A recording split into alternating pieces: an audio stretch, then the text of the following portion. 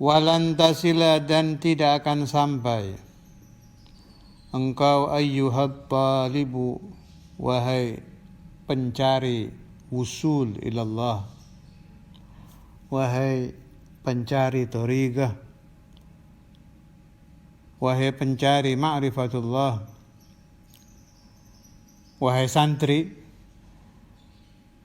ilal qiyami bi awamirillahi ta'ala illa bi muraqabati qalbika wa jawarihika fi lahadatika wa anfasika min hina tusbihu ila hina tumsi. Mustahil engkau bisa melaksanakan perintah-perintah Allah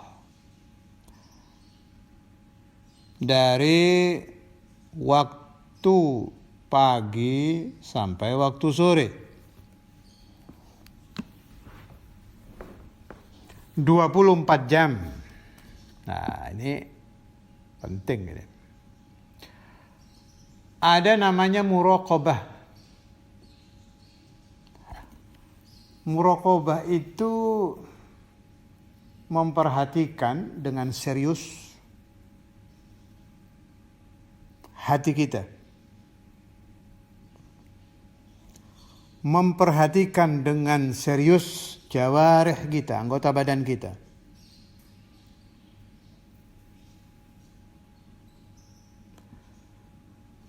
Sampai keluar masuknya nafas diperhatikan. Si hati diperhatikan. Si jawarih, si anggota badan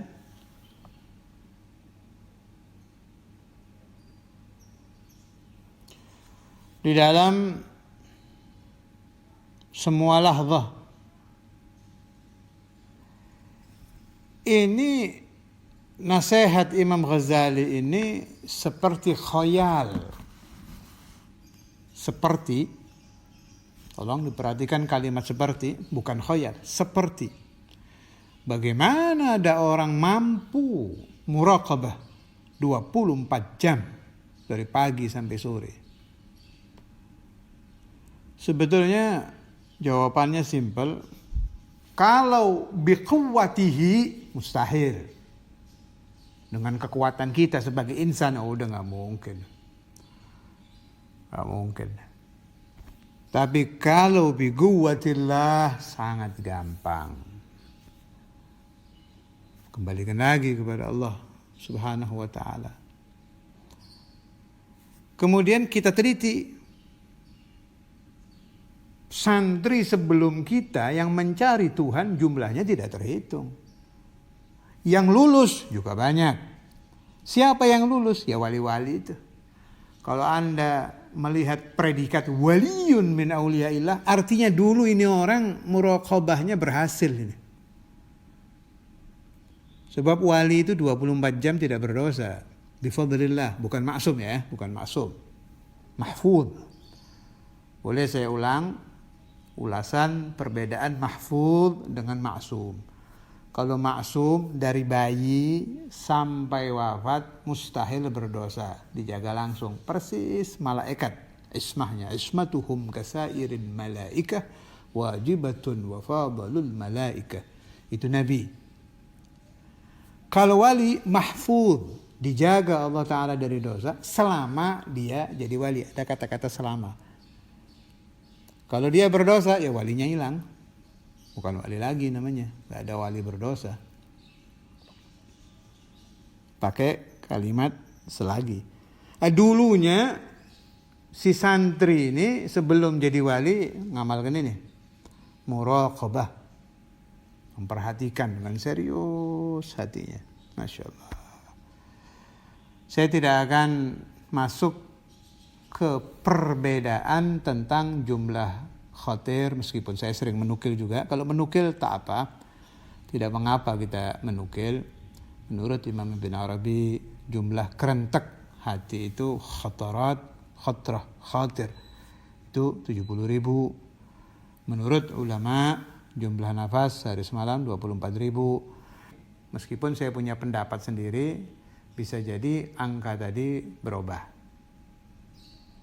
Tapi kita pakai hitungan 24 jam, itu paling enak sudah. Kalau mau tahu aslinya nafas berapa, khotir berapa, hitung aja sendiri. Tapi saya kira jarang orang yang sampai ke sana ya. Orang yang serius ingin mengamalkan ini mungkin sudah tidak ada. Di zaman kita ini mungkin bisa jadi ada, tapi jarang saya dengar ada orang, saya ingin 24 jam tidak maksiat kepada Allah Ta'ala. Semua anggota badan saya sekaligus hati saya, itu telinga saya kok jarang dengar ya. Kalau saya ingin bertobat, dulunya ahli dosa, itu masih sering. Tapi kalau yang diomongkan Imam Ghazali ini sudah sangat jarang. Yang memberi ijazah zikir nafas saja sudah jarang ya, apalagi yang mengamalkan. Masya Allah. Tapi ini menunjukkan bahwa di zaman Imam Ghazali orang-orang yang mencari ini masih ada. Imam Ghazali kan tahun 500-an ya. 400-500 Hijriah. Masih ada berarti di zaman beliau itu. Para pencari Tuhan. Orang-orang yang tidak hanya mencari duit, yang tidak hanya mencari harta, tahta, wanita, yang masih rindu setiap nafasnya bersambung dengan Tuhan, yang masih menjaga, berharap anggota badannya 24 jam tidak menentang Tuhan. Lalu tidur bagaimana? Loh, tidur itu memang tidak ada catatan dosa. Tapi tolong perhatikan ajaran Nabi Muhammad. Nabi Muhammad sallallahu alaihi wasallam menerangkan bahwa syaitan di dalam tidur manusia bisa masuk. Bisa menyebabkan ihtilam. Sampai mimpi wanita sehingga keluar mani. Saya tidak akan membahas tentang keluarnya mani, yang saya bahas bisa masuk. Dicatat dosa? Tidak. Tapi saya ingatkan Anda. Ada apa tidak ajaran Nabi Muhammad sallallahu alaihi wasallam yang mengajarkan agar kita sebelum tidur supaya membaca doa ini, membaca ayat ini supaya terjaga dari syaitan? Jawabnya ada. Ada tidak ajaran ulama suruh membaca ayat kursi 3 kali, wala ya'udhu diulang, disuruh membaca bismillah 21 untuk penjagaan dari setan dan lain-lain? Ada tidak? Ada. Maknanya apa? Bahwa Nabi Muhammad SAW dan para alim ulama menginginkan supaya si tolib, si santri, di dalam tidurnya tidak dimasuki setan. Saya tidak mengatakan ada catatan dosa di orang tidur, tidak. Tapi ada ajaran at-tahaffudhu wat-tahassunu minasyaitan, itu ada. Saya berpikir, berarti kalau setan masuk ke hati ada bekas, ada pengerusakan. Tidak mungkin setan masuk dengan niat baik, itu nggak ada. Kalau hati sudah dimasuki syaitan, ketempelan setan, ada bekas setan. Bekas setan ini akan menyebabkan orang ingin berdosa, menyebabkan orang ingin berbuat buruk, menjadikan orang hatinya tidak bersih lagi. Sedangkan tidur itu lama loh. Ada orang yang tidurnya sampai 8 jam. Ada yang tidurnya 6 jam, ada yang dibagi, tidur pagi, tidur malam, tidur siang. Nah, ini kalau tidak dijaga dari setan, nanti jumlah waktu persatuan hati insan dengan setan tambah lama. Sebab paling gampang setan itu masuk ke orang waktu tidur. Kecuali seorang ini yatahaffadz bi dzikrillah ya. Kalau orang tidur dalam keadaan punya wudu, Allah Ta'ala memerintahkan 2 malaikat untuk menjaganya sampai dia bangun. Kalau orang tidur dalam keadaan zikir kepada Allah Ta'ala, urija bi ruhih, rohnya itu orang akan naik ke alamul malakut. Itu yang menyebabkan mimpi-mimpi baik, bermimpi nabi, bermimpi anbiya mursalin, bermimpi aulia, bermimpi surga. Kalau orang bermimpi Rasulullah SAW, nah ini bagus sudah ini. Itu tanda bahwa dia tidak dimasuki syaitan. Tapi jangan dianggap setan tidak bisa masuk loh. Tetap. Orang yang bermimpi para wali, para nabi, Rasul sallallahu alaihi wasallam jangan punya rumus setan nggak bisa masuk, masih bisa. Sebab dia bukan nabi. Masih bisa. Mimpi nabinya benar, tapi setan masuk ke hatinya masih bisa. Wah, ruwet. Ini urusan penjagaan dari setan ini sulit ini. Karena ruwet, saya punya prinsip, kalau orang ingin terjaga dari setan 24 jam, biquwwatihi, tidak bisa. Tidak bisa. Tapi kalau biguwatillah, bisa. Dengan usaha dia, daya upaya dia, tidak bisa. Tapi kalau bigudratillah, bihaulillah, biguwatillah, bisa. Karena itu biasakan hati menjerit kepada Allah Ta'ala, meminta penjagaan dari setan. Mau pakai mulut boleh, tapi yang penting hati.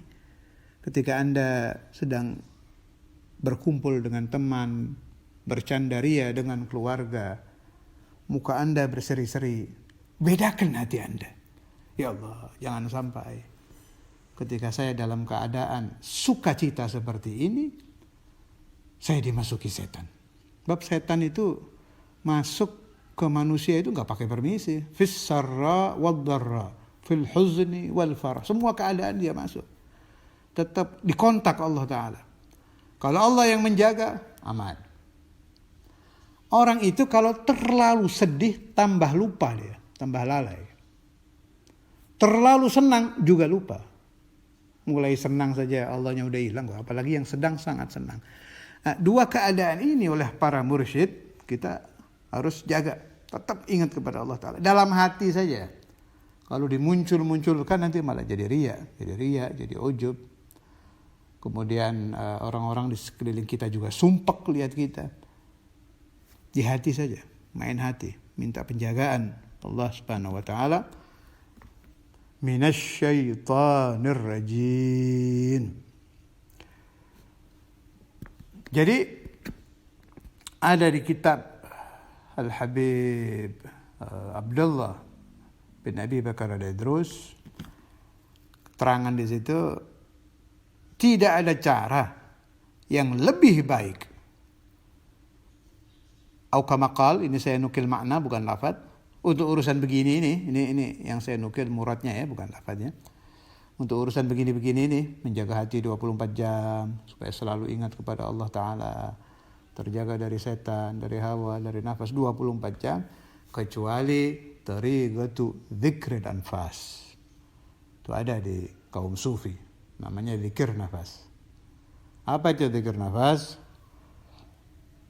Masuknya nafas, keluarnya nafas, berzikir kepada Allah. Ulama sufi ada beberapa tawaif. Satu kelompok menghirup nafas Allah, keluar Allah. Kelompok lain menghirup nafas la ilaha illallah, keluar la ilaha illallah. Kalau di Naqsyabandiyah itu dibagi-bagi lagi. Salah satu dari Naqsyabandiyah dan saya baca kitabnya. Masuk Allah, pertengahan nafas. Kan ada detikan berhenti itu. Allah lagi, keluar Allah lagi. Macam-macam cara ulama-ulama sufi itu. Semuanya baik, semuanya bagus. Jangan ribut mana yang lebih baik. Yang diributkan siapa yang mau ngamalkan, itu saja. Orang ribut, wah saya nggak mau ini zikir nafas Naqsyabandi, saya maunya zikir nafas Alawiyah. Saya nggak mau zikir nafas kiai-kiai, saya maunya zikir. Waduh, jangan rame. Mau ngamalkan apa tidak? Ini sulit loh. Kok ribut duluan? Sulit ini. Satu hari aja sulit. Saya semua ada ijazahnya, alhamdulillah. Yang ingin mengamalkan, saya beri ijazah di sini, silahkan. Saya tidak pelit memberi ijazah zikir nafas sebab yang mengamalkan sudah jarang. Ini saya kasih ijazah, ini belum ada satu orang mengamalkan sampai berhasil, alhamdulillah. Sulit sekali. Bukan seperti ijazah membaca sholawat 100 kali. Ini zikir nafas 24 jam ini. Itu perlu majelis khusus untuk membahas bagaimana caranya dalam tidur biar tetap berjalan. Carilah orang-orang mursyid-mursyid yang bisa memberi ijazah. Itu kata Habib Abdullah Al-Idrus sebaik-baiknya cara untuk menjaga 24 jam kita tidak kemasukan syaitan. Bisa menahan hawa nafsu, itu sebaik-baiknya cara adalah zikrul anfas. Bab ini ada kata-kata dari Imam Al-Ghazali, wa anfasika min hina tusbihu ila hina tumsi. Yang diinginkan nasihat Imam Ghazali ini 24 jam. Sulit ini. Sebab zikir itu yatrudus syaitan. Setan tidak akan bisa mendekati hati yang sedang berzikir, bukan mulut. Tolong dipaham. Setan kalau memaksa mendekati hati yang sedang berzikir, dia terbakar. Bukan mulut loh. Kalau mulut berzikir tanpa hati bisa dimasuki setan hatinya. Kalau mulut dengan hati menyatu berzikir, setan tidak bisa mendekat. Tapi al-umdah al-ghalab. Yang yatrudus syaitan adalah zikrul qalb, zikir hati. Yang diinginkan ulama sufiyah, di antara beliau itu Imam Al-Ghazali, Habib Abdullah Idrus dan lain-lain itu, yang mereka maksud kesemuanya adalah zikrul qalb. Naam, para ulama mengajarkan auradul lisan, zikrul lisan, tasbihul lisan, diajarkan. Tujuannya untuk masuk ke qalb. Baca aja di kitab-kitab mereka. Tidak ada ulama yang mengatakan kamu cukup dengan zikir mulut. Tidak ada. Zikir mulut itu belum sampai, perantara saja untuk menuju zikrul qalb. Zikirnya hati. Supaya dipaham lagi, zikrul qalbi itu bukan hati membaca zikir, bukan, tapi ingat. Ingat kepada Allah mustahil tanpa ilm. Kembali lagi, harus memahami ma'rifatullah. Harus menghafal minimal maknanya ayat-ayat yang berhubungan dengan Allah. Contoh, fadhkuruni adzkurkum. Pahami ayat itu, hafalkan bagus dengan bahasa Arab, tidak mampu maknanya. Allah janji, ingatlah aku Allah, maka aku akan mengingat kalian. Allah mengingat kita maknanya menurunkan rahmat. Wa min rahmatillah, ini terusirnya setan ini. Zikrul qalb. Zikrul qalb mustahil terjadi kalau Anda belum memahami wujud, qidam, baga, mukhalafah. Qiyamuhu ta'ala binafsih, wahdaniyat, qudrat, iradat, ilmu hayat, sama, basar, kalam. Qadiran, muridan, aliman, hayyan, sami'an, basiran, mutakalliman. Fahami juga jaiznya Allah Ta'ala. Fahami juga mustahilnya Allah Ta'ala. Kalau tidak, nanti yang terjadi muncul bayangan dengan bentuk, ketika Anda mulai mukasyafah, muncul bentuk cahaya, Anda sangka itu Tuhan. Laisa kamitslihi syai'. Pegang itu ayat, itu harus dihafal juga untuk salik itu. Laisa kamitslihi syai'un. Tidak ada seperti Allah. Apapun. Pahami ucapan ulama, fa kullu ma khatara bi balik fallahu bi khilafi dzalik. Segala sesuatu yang terlintas di hatimu, maka Allah berbeda dengan itu. Mudah-mudahan saya, Anda, wa jami'ul ahbab wa jami' ahli la ilaha illallah diberi rezeki ma'rifatullah, diberi rezeki zikrullah yang sahih, yang diajarkan oleh ahlul ilm, yang diajarkan oleh ahlul wilayah.